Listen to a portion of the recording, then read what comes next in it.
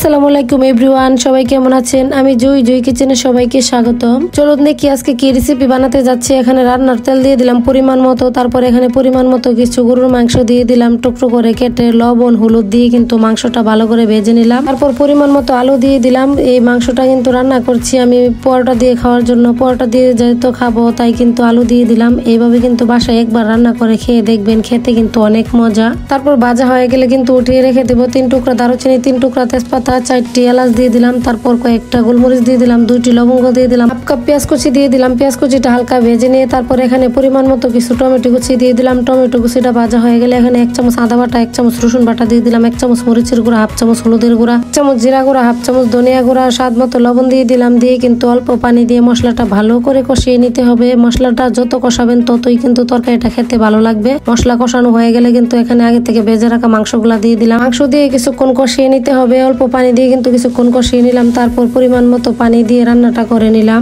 ইউটিউবের পাশাপাশি কিন্তু ফেসবুকও আমার একটি পেজ আছে। আশা করি আমার ইউটিউবের ভালোবাসার মানুষগুলা কিন্তু আমার ফেসবুক পেজে যায় আমাকে লাইক ফলো দিবেন। যে ইউটিউবের ভালোবাসার মানুষগুলা আছেন আমাকে কিন্তু ফেসবুকে যায় ফলো দিবেন, কমেন্টে জানাবেন। ইউটিউব থেকে যে বন্ধুরা আমাকে ফেসবুকে ফলো দিবেন জানাবেন, আর আমার পাশে থাকবেন। আমিও কিন্তু সবার পাশে আছি। আর আজকের রেসিপি যদি ভালো লেগে থাকে আমার ইউটিউব চ্যানেলটা সাবস্ক্রাইব করে দিবেন। আজকের মতো এই পর্যন্ত, আল্লাহ হাফেজ।